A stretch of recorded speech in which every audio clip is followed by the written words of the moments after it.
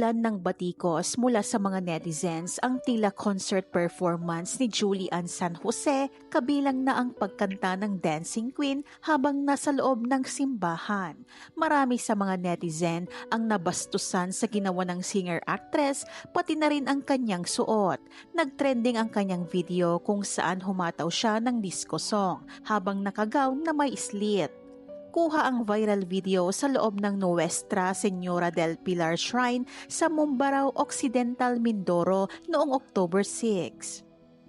Bukod sa Dancing Queen ng ABBA, may isa pang video ang kumalat naman na kinanta ni Julie ang Edge of Glory ni Lady Gaga.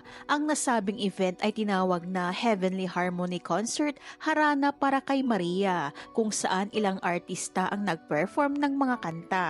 Sa kabilang banda, hindi nagbigay ng pahayag si Julie patungkol sa ibinabatong issue. Gayunpaman, naglabas na ng opisyal na pahayag ang Sparkle GMA Artist Center nitong October 9 patungkol sa kontrobersyal na performance ni Julian. Ayon sa statement, ay inaako ng Sparkle ang lahat ng mga nangyari at wala umanong kasalanan dito ang singer-actress. Ginawa lamang daw ni Julie ang kanyang trabaho bilang isang professional. Isa umanong debotong Katoliko rin si Julie at wala raw siyang intensyong bastusin ang simbahan. Ito ang naging komento ng ilang netizens.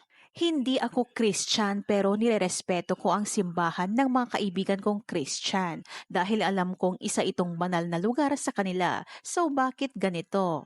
Yung salitang respeto wala na kahit pari di na marunong rumespeto kapalit ng pera. Church is very holy place and this is not holy. Remember that it is the house of God. May ganyan din kami sa Catholic Church namin. It's a benefit concert and I think niremove naman muna ang Blessed Sacrament before it or if may pahintulot sa priest. Nothing to worry. Kaming mga photo and video service pag may ganap sa simbahan, bawal na bawal aapak sa pataas na parte ng simbahan. Pag pala concert, pwede. Harana para kay Maria pero ang kanta ay about a joy of a teenager girl on a Friday night. Di naman kasalanan ng artist singer yung may kasalanan yung nag-organize. Very wrong, nakakakilabot grabe. Tumayo balahibo ko, naiyak na lang ako, my God, respeto sa simbahan. Ano na nangyayari sa Pinas kahit anong dahilan ng mga nasa likod nyo, maling-mali po yan. Siguro sana sa labas na lang ng simbahan nag-set up kasi sobrang holy ng place na yan. Yun lamang ang opinion ko, peace.